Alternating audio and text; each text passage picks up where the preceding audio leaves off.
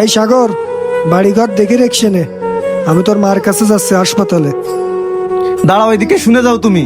বুঝলাম না তুমি কনে যাচ্ছাও? আজকে আমার গাড়ি কিনে দেওয়ার কথা না? তা গাড়ি না কিনে দিয়ে কনে যাচ্ছাও তুমি? বাবা, গাড়ি তো তোমার কিনে দেওয়ারই কথা ছিল, কিন্তু হঠাৎ করে তোমার মা অসুস্থ হয়ে যাওয়ার কারণে আমার তো এখন হসপিটালে যেতে আসছে।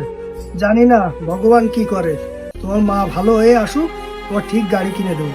এখন তো আমার কাছে আর পয়সা করি নেই, পয়সা করি হলে তোমার গাড়ি কিনে দেবো, মানে তুমি চিন্তা করে না। আমি অত কথা শুনতে যাচ্ছি না তোমার। আমার আজকে গাড়ি কিনে দেওয়ার কথা, আজকেই গাড়ি কিনে দেওয়া লাগবে। আমার কাছে কি এই মুহূর্তে টাকা পয়সা আছে? তুমি একটু বোঝার চেষ্টা করো বাবা। আমি তো অত কথা তোমার শুনবো না, তুমি কোথার থেকে দিবে আমি জানি না। আমার আজকেই লাগবে মানে আজকেই লাগবে। ওইদিকে তোর মা মরে যাচ্ছে, আর তুই গাড়ির জন্য আমারে যেতে দিচ্ছিস না।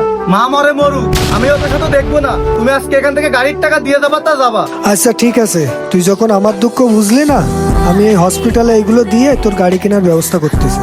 বিষয়টা মাথায় রেখে কিন্তু বাড়ি এসে দেখবা বলো, যত সব আজায় লোক আসে কনতে।